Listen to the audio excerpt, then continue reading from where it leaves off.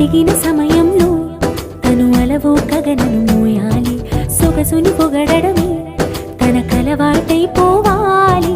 పనులను పంచుకుని మనసుంటే ఇంకేం కావాలి. అలకని తెలుసుకుని అందంగా బతిమాలాలి. కోరికేదైనా గాని తీర్చి తీరాలని అతన్ని చూడడానికి